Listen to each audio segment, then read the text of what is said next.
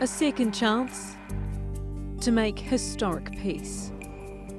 After more than 50 years of war and more than 220,000 lives lost, Colombia's government and the Farc have signed a peace deal. Again. We have managed to put an end to the armed conflict with the Farc and lay the foundations for the construction of stable and lasting peace. With this agreement, we're not abandoning our ideological, political and moral positions, but we are ending the war so we can confront our contradictions in a civilized way. The two sides signed the first deal in September. It was put to the people in a referendum, and Colombians rejected it by 50.2%. The results caused shock and disbelief for nearly half the country. But for the other half, it was cause for celebration. A chance to negotiate a better, less lenient deal. Peace, but with retribution.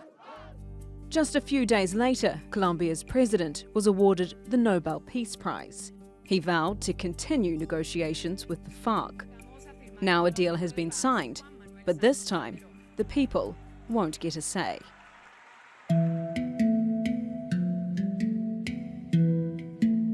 Around 50 changes have been made to the original peace deal, including requiring Farc rebels to declare all their assets, with the money to be used as reparation for victims.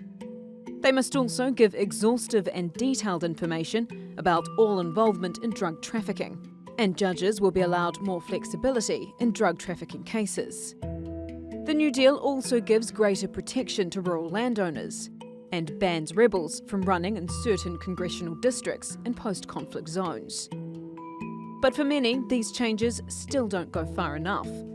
Rebels will still automatically get 10 seats in Congress and will still be able to avoid jail. The new deal will be put to Congress, where the government has a majority. Opponents say the decision should again have been put to Colombians. The Congress is an expression of the people, is the representative expression, but here it's about an instrument of participatory democracy. But President Santos says there is too much at stake, and Colombia needs to act now, or risk losing its hard-fought-for chance of peace.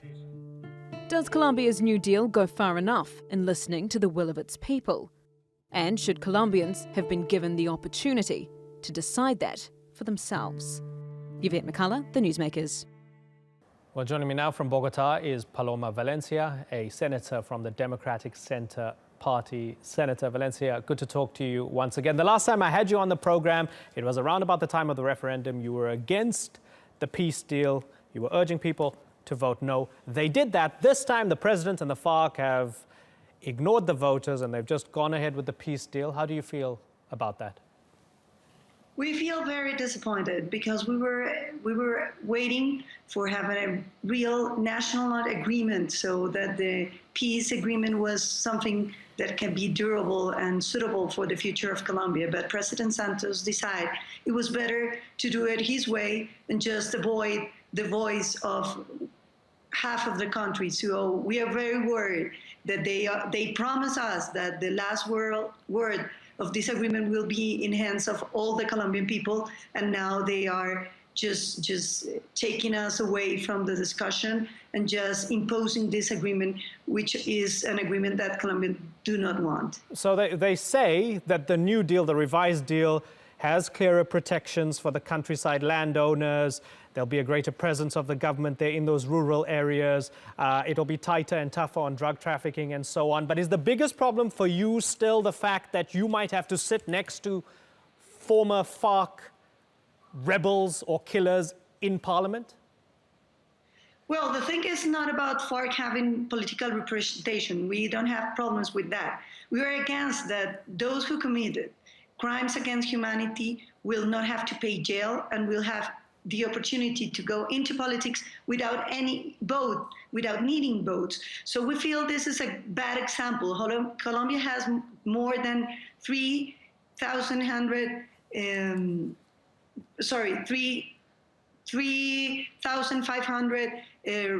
rebel bands, illegal bands criminal bands who are looking forward to see what FARC gets, because they think if they get big enough and powerful enough, they will get the same. So for Colombia, we think it's very dangerous to allow people that committed crimes against humanity just to walk out as nothing happened.